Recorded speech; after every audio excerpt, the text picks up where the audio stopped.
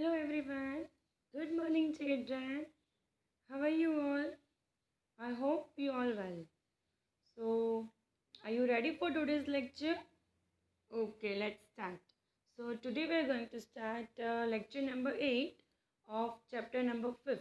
And in just I want to say you one thing that whenever you see the video, if possible, then you see from the YouTube channel at that time, please start your caption mode so you can easily read what I actually speak. If any words you can't properly heard or listen, then you can read in caption.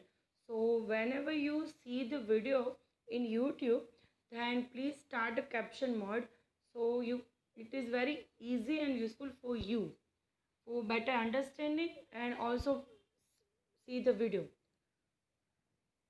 Okay, so in our last six lecture we done almost chapter 5th, and I think in today's lecture we done all the chapter of chapter 5th.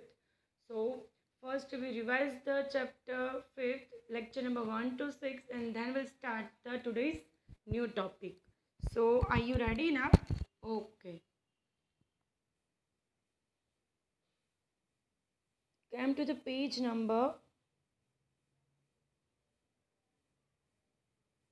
just a minute.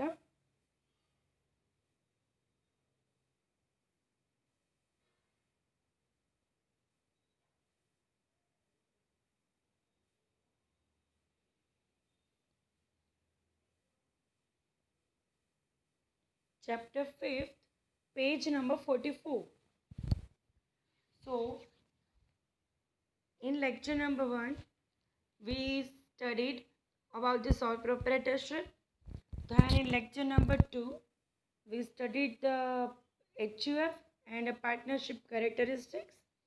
Then in lecture number 3, advantage and limitations of partnership firm. Then in lecture number 4, types of partner. Then in lecture number 5, types of partnership firm. And in lecture number 6, we studied some revisions and then partnership from registration in detail. And now in today's lecture we're doing a partnership deed. So before the start partnership deed, we're doing some revision of other topics, like first one, that is the sole proprietorship. So what is a sole proprietorship, students? I think you all remember, na? What is a sole proprietorship? So a sole proprietorship is such a firm in which a single person manage, handle and owned by only a one person. That is called sole proprietorship. In sole proprietorship, only a one person invests the capital and start and develop the business, and also managed by him or herself. So in that type of business, capital is limited, so establishment is very easy. Then mostly administration power is handed over to the single that person. But if any one person doing a business or manage a business, then some limitations are also there, like capital less than sorry, just a minute. Huh. Then possibility of wrong decision, because no one other person guide to him. That's why sometimes wrong decisions may be taken, or a lack of advantage of large scale business. So in sole proprietorship, so many advantages as well as disadvantages. Then we did HUF, Hindu Undivided Family. So in HUF, mostly this type of business is in, according to Hindu law, this type of business is inheritable. That is called Hindu Undivided Family. And in short name, it is called a HUF. And head of the family, a person who is the head of a family administer the whole the business, and he is called karta. if a senior most person does not want to run business, then any other then administration of that business pass to a other next eldest person of the family. And in this type of business, membership is whereby from the bond, because in this type of firm no one any other requirements for get membership. So by birth he or she get membership right in business. So then partnership. In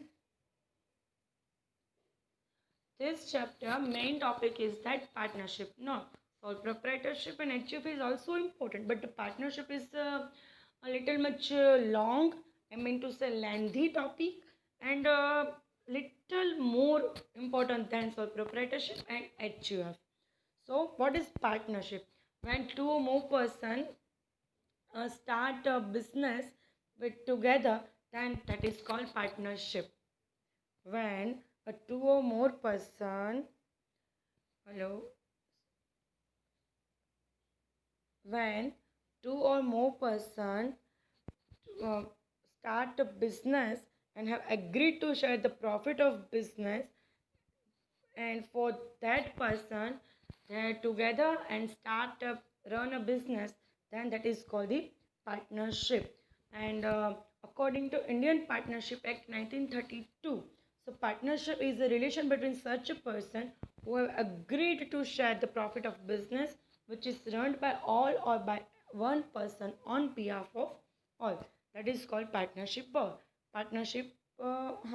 And in common parlance, we can say that a partnership like a business system in which the ownership of the business remain with more than one person. In the same way, the business is managed by all or anyone or behalf of all partners. So thus, the result of that business are borne by all the partners, whereas profit or loss. And first point is that why partnership came into existence. What is the reason for that? So the main reason is that he removed the limitations of the sole proprietorship.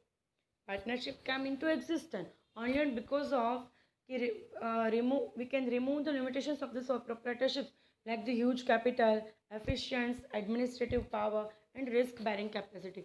Because in sole proprietorship, limited capital, then efficient administration is not that much because only one person can manage the business, and also risk bearing capacity is more on single person. So partnership form remove these all types of limitations. Then characteristics of partnership form. So relations by agreement, registrations, number of person, purpose, main profit motive purpose, then management, unlimited liabilities. These all are the characteristics. Then advantages. So many advantages are there, and also much limitations also are there. Like easy and less expensive process, efficient management, increase in goodwill, more capital, proper decision, flexibility, decentralization of economic power, and etc. Where a limit we talk about the limitations. So limited capital, unlimited liability, possibility of disagreement, because in sole proprietorship only one person doing a business and also manage a business. So in that type of business, possibility of disagreement is not exist, because only one person decide and implement. But in partnership from two or more person partner and handle the business, so everyone has different opinions and thinking. So in partnership form, possibility of disagreement is deal. So then short lifespan, delay in decision making, etc. are the limitations of the partnership firm. I think my speed is little much more compared to other videos, because this is the revision. When I'll reach to the particular topic of today's lecture, my speed will decrease. Don't worry. Then types of partner. So active partner, sleeping partner, active partner, partner who is take a part in a daily work of management, then that is called active partner. Then a sleeping partner, a partner who become a partner by deed, but only for the loss or profit and not take a active part in management, then he or she is called sleeping or dormant partner. Then nominal partner, partner in profit, minor partner. And then types of partnership form according to time limit, according to liability, according to registration. So according to time limit, there are three: partnership at will, term partnership form, and partners form for a specific work. So partnership at will, that means whenever a partner decide and want to dissolve the partnership, at that time they can dissolve the partnership firm. And the second is the term partnership firm. So when partnership start, at that time in partnership date, a particular time period is decided the partnership for the 2 years or 3 years. So after completion of that 2 to 3 years, partnership will automatically dissolve. But if partners want to extend the time limit, then they can extend the limit with the consent of all the partners. Then partners form for the specific work. For example, any partnership form made for a special purpose like a construction of building. So after completion that construction, partnership dissolve. Then a partnership form with the limited liability and with the unlimited liability. In a type like limited liability, a partner have a limited liability to या तो only for that shares or fix in a deed, but one partner has an unlimited liability. And in a second type partnership firm with unlimited liability, all the partner have has unlimited liability. Then unlimited liability, that means for the making payment of the liability of a firm, a partner have to sell on properties also. If assets of the liability is less than the sorry, if asset of the firm less than the liability of firm, at that time partner have to sell personal property and make the payment of a firm. Then according to registration, so registered and unregistered. Registered is advisable and recommendable, not compulsory, it's optional, but advisable is registered. Then detail included in registration form. If a partnership firm is registered, then for that registration some little process is given here, and some important details included in the registration form, like a name and address of the firm, branches of the firm, name, address and telephone number of partners, date of admission of each partner, etc. Then advantages of registration of firm. And now finally, we start today's new topic. See students, we have done 13-minute revision of full chapter. I hope you all understood, and I hope you all remember all the things which we done in this chapter. So now we start the current topic, partnership deed. So what is partnership deed? So partnership is a relationship originating from the partnership deed, one kind of agreement between all the partners for a start a business.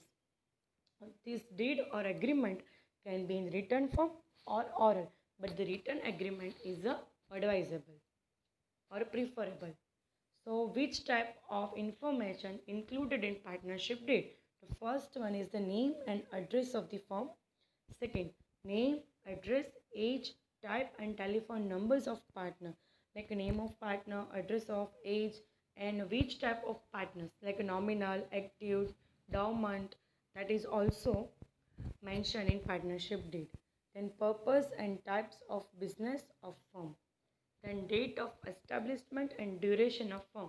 If a partnership at will or a partnership for a term, then establishment date and duration of that firm is also mentioned in partnership deed. Then detail of partners capital and interest on capital if to be mentioned. Uh, That means how much capital bring by partners, that is mentioned in partnership deed. And also if interest on capital is payable in future, then also the rate of interest is mentioned. Then partners borrowing, and if rate of interest is not mentioned in partnership deed, so they cannot pay the interest on capital to the partners. Then partners borrowing, like drawings, interest on borrowing and the limits. Then rate of interest on loan given by the partners. Then ratio of profit and loss distribution, old ratio, new ratio. Then distribution of work among the partners. Then detail of salary, commission or other facilities for partner. See students, nothing that much explanation in this point. So we just read it and little explanation I'll provide. In provision for accounting and bookkeeping of partnership firm. Then a provision of power for opening bank account and for banking transaction. And the method of valuation of goodwill, provision of intermediary for solution of dispute and difference of opinion, then signing the authority of various documents, then provision for admission of new partner and retirement of old partner. Then rights and duties of partners. Every partner has the same right, but sometimes it has a different rights and different duties. So that is also mentioned is partnership deed. And also the provision for admission of new partner. He when in future when need a new partner in a firm, so at that time how to admit that a new partner, so that for that the provision and procedures also mentioned in our partnership deed. And also the provisions for the retirement of old partners. Then signing authority for various documents, sometimes any one person authorized on behalf of all other partners for the signing the documents, or compulsory all the partners have to sign, so that is mentioned in partnership deed. Then a provision for admission of a minor partner. Sometimes it should be happen like in a future when any one partner will die, so at that time his child, boy or girl, make a partner. If uh, even if he or she is a minor still, and after becoming a major, that child decide he continuing as a partner or not. But minor partner have no has not liability of the firm, only share in profit. So he is a beneficiary partner in a partnership firm. Or some other benefits also available for the minor partner, which all are mentioned in partnership deed. So provision for settlement of account at the time dissolution of the firm. So students, see students, these all types of information given in partnership deed, because in future if any dispute arise, so this deed is being a proof for that, and easily that dispute solving. So here we done the partnership deed. So the above details can be shown in a written partnership deed. In case the absence of partnership deed, the partnership act comes into the force automatically. So partnership deed is a compulsory for the partnership firm, and if not a partnership deed in any partnership, then partnership act come into the force automatically. So suppose ABC a partnership firm, and in that firm there is no partnership deed, so all the provisions, rules and regulations of partnership act laid down that partnership firm. So here we done that topic, and next topic, difference between the sole proprietorship and partnership firm, will study in next lecture. So here we complete today's lecture. Goodbye everyone.